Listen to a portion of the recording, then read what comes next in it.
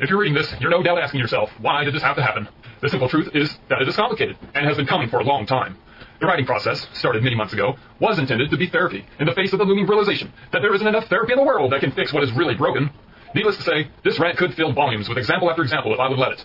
I find the process of writing it frustrating, tedious, and probably pointless, especially given my gross inability to gracefully articulate my thoughts in light of the storm raging in my head.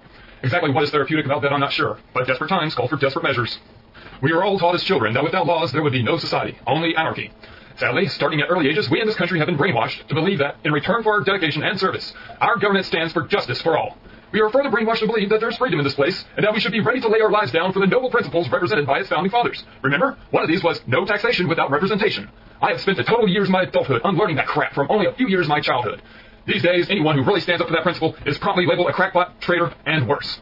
While very few working people would say they haven't had their fair share of taxes, as can I, in my lifetime, I can say with a great degree of certainty that there has never been a politician cast a vote on any matter with the likes of me or my interests in mind. Nor, for that matter, are they the least bit interested in me or anything I have to say.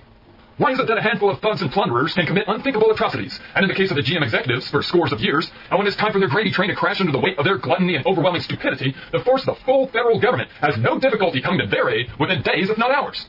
Yet at the same time, the joke we call the American medical system, including the drug and insurance companies, are murdering tens of thousands of people a year and stealing from the corpses and victims they cripple. And this country's leaders don't see this as important as bailing out a few of their vile, rich cronies. Yet the political representatives, thieves, liars, and self-serving scumbags is far more accurate, have endless time to sit around for year after year and debate the state of the terrible healthcare problem. It's clear they see no crisis as long as the dead people don't get in their way of their corporate profits rolling in. And justice? You've got to be kidding. How can any rational individual explain that white elephant conundrum in the middle of our tax system, and indeed our entire legal system?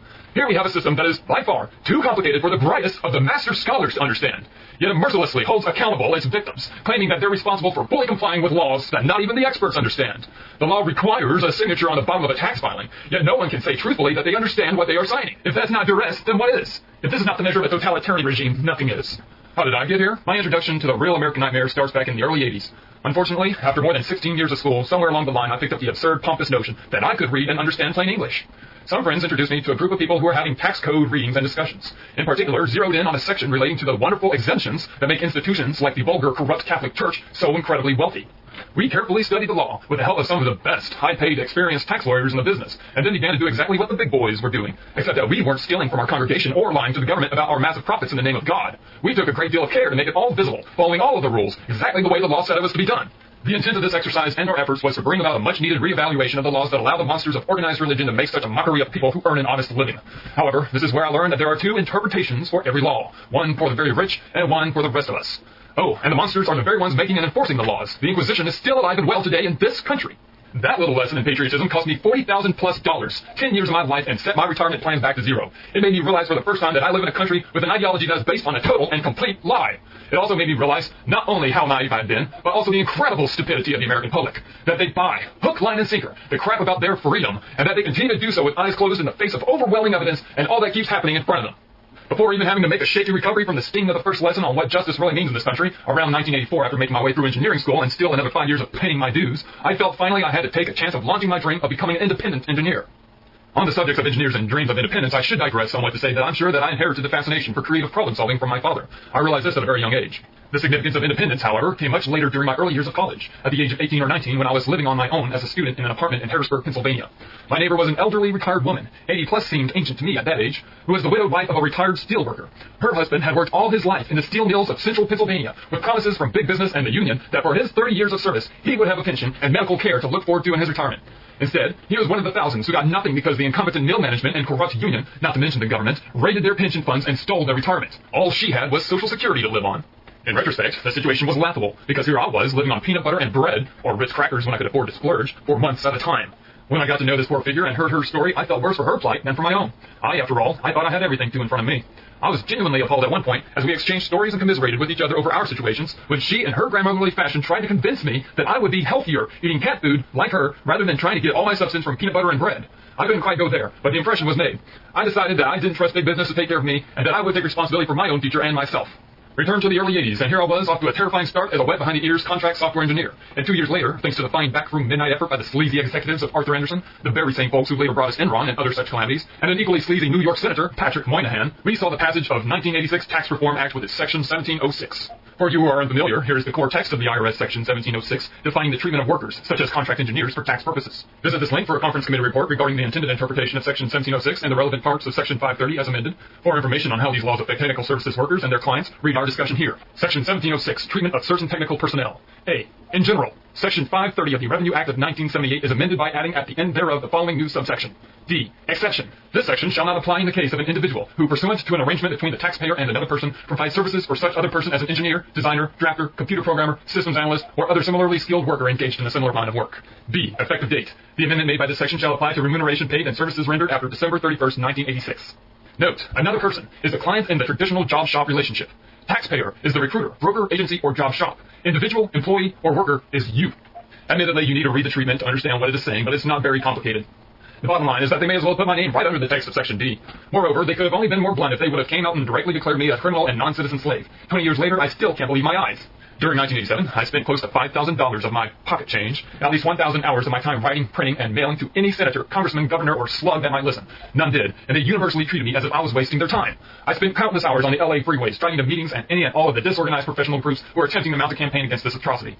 This only to discover that our efforts were being easily derailed by a few moles from the brokers who were just beginning to enjoy the windfall from the new declaration of their freedom.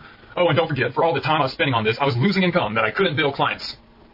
After months of struggling, it had clearly gotten to be a futile exercise. The best we could get for all our trouble is a pronouncement from an IRS mouthpiece that they weren't going to enforce that provision. Read harass engineers and scientists. This immediately proved to be a lie, and the mere existence of the regulation began to have its impact on my bottom line. This, of course, was the intended effect. Again, rewind my retirement plans back to zero and shift it into idle. If I had any sense, I clearly should have left, abandoned engineering, and never looked back. Instead, I got busy working 100-hour work weeks. Then came the LA Depression of the early 1990s. Our leaders decided that they didn't need all those extra Air Force bases they had in Southern California, so they were closed. Just like that. The result was economic devastation in the region that rivaled the widely publicized Texas SNL fiasco. However, because the government caused it, no one gave a shit about all the young families who lost their homes or street after street of boarded-up houses abandoned to the wealthy loan companies who received government funds to shore up their windfall. Again, I lost my retirement. Years later, after weathering a divorce and a constant struggle trying to build some momentum with my business, I find myself once again beginning to finally pick up some speed. Then came the dot-com bust and the 9/11 nightmare. Our leaders decided that all aircraft were grounded for what seemed like an eternity, and long after that, special facilities like San Francisco were on security alert for months. This made access to my customers prohibitively expensive. Ironically, after what they had done, the government came to the aid of the airlines with billions of our tax dollars. As usual, they left me to rot and die while they bailed out their rich, incompetent cronies with my money. After these events, there went my business, but not quite yet all my retirement savings. By this time, I'm thinking that it might be good for a change. Bye to California, I'll try Austin for a while. So I moved, only to find out that this is a place with a highly inflated sense of self-importance, and where damn little real engineering work is done. I've never experienced such a hard time finding work. The rates are 1/3 of what I was earning before the crash, because pay rates here are fixed by the 3 or 4 large companies in the area who are in collusion to drive down prices and wages. And this happens because the Justice Department is all on the tape and doesn't give a fuck about serving anyone or anything but themselves and their rich buddies. To survive, I was forced to cannibalize my savings and retirement, the last of which was a small IRA. This came in a year with mammoth expenses and not a single dollar of income. I filed no return that year, thinking that because I didn't have any income, there was no need. This lazy government decided that they disagreed, but they didn't notify me in time for me to lodge a legal objection, so when I attempted to get a protest filed with the court, I was told I was no longer entitled to due process because the time to file ran out. Bend over for another $10,000 helping of justice.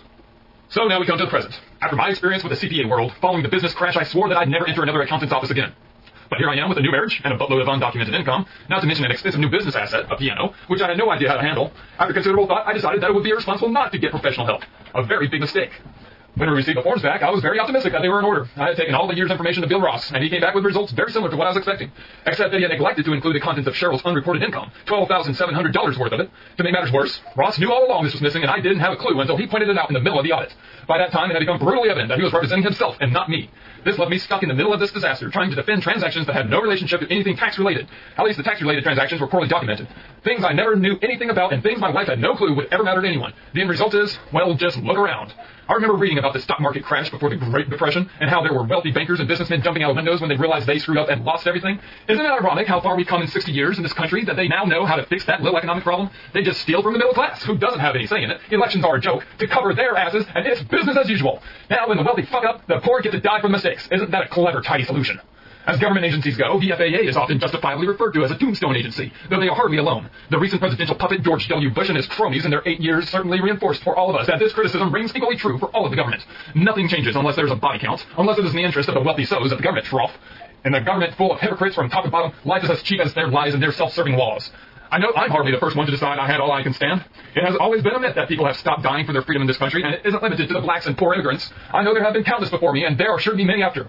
But I also know that by not adding my body to the count, I ensure nothing will change. I choose not to keep looking over my shoulder at Big Brother while he strips my carcass, choose not to ignore what is going on all around me. I choose not to pretend that business as usual won't continue. I have just had enough. I can only hope that the numbers quickly get too big to be whitewashed and ignored, that the American zombies wake up and revolt. It will take nothing less. I would only hope that by striking a nerve that stimulates the inevitable double-standard knee-jerk government reaction that results in more stupid draconian restrictions, people wake up and begin to see the pompous political thugs and their mindless minions for what they are. Sadly, though, I spent my entire life trying to believe it wasn't so. But violence not only is the answer, it is the only answer. The cruel joke is that the really big chunks of shit at the top have known this all along and have been laughing at and using this awareness against fools like me all along. I saw written once that the definition of insanity is repeating the same process over and over and expecting the outcome to suddenly be different. I'm finally ready to stop this insanity. Well, Mr. Big Brother IRS man, let's try something different. Take my pound of flesh and sleep well. The communist creed, from each according to his ability, to each according to his need. The capitalist creed, from each according to his gullibility, to each according to his greed.